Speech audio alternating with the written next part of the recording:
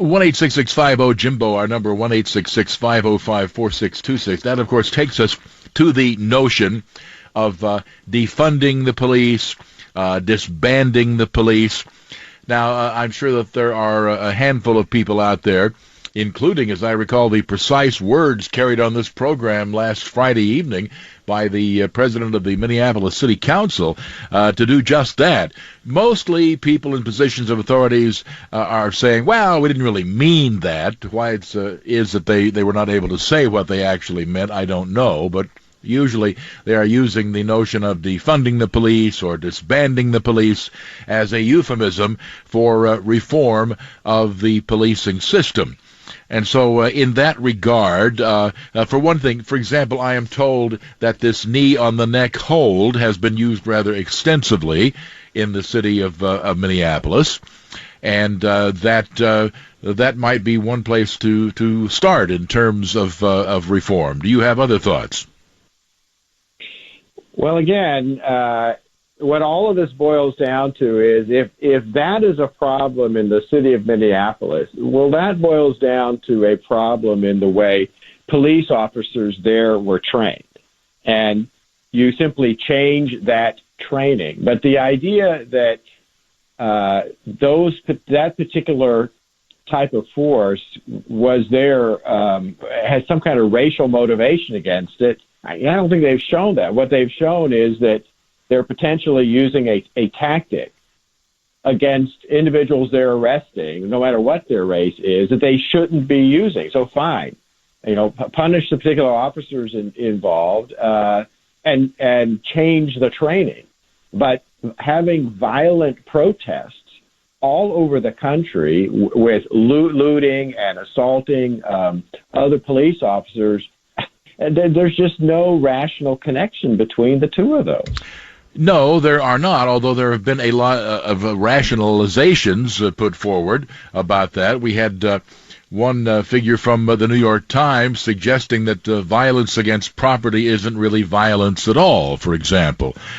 So there is a good deal, I think, well, I'll try to put this as diplomatically but accurately as I can, a good deal of this viewpoint being expressed, that a lot of people are very angry and are very frustrated, and, well, that maybe we should all just sort of look the other way a little bit.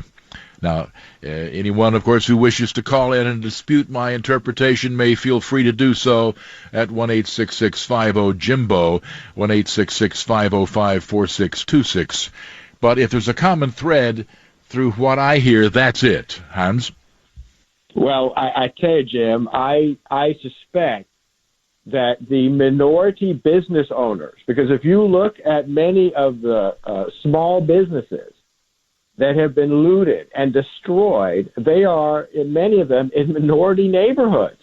They are owned by African Americans and Hispanics and others. They are the ones who have suffered at the hands of these rioters and these mobs, and I sincerely doubt that they would agree that destroying private property, that's okay.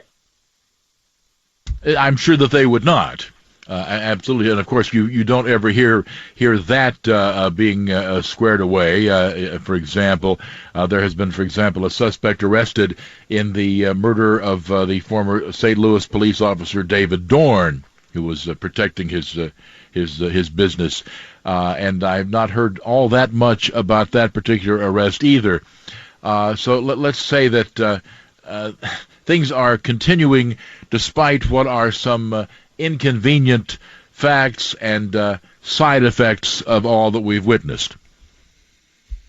Well, that's true, and I have to say I do believe that the U.S. Justice Department needs to do more about this. Because, look, I think we all agree, peaceful protest, that's the hallmark of our democracy. We've had them on many different occasions, but that doesn't excuse protests that turn into criminality and violence, and that's unfortunately what has happened. And part of the problem here has been mayors in places like New York and, frankly, in the District of Columbia and other places, holding back law enforcement and allowing the kind of rioting and violence to go unchecked. And again, you just simply can't have that in a civil society.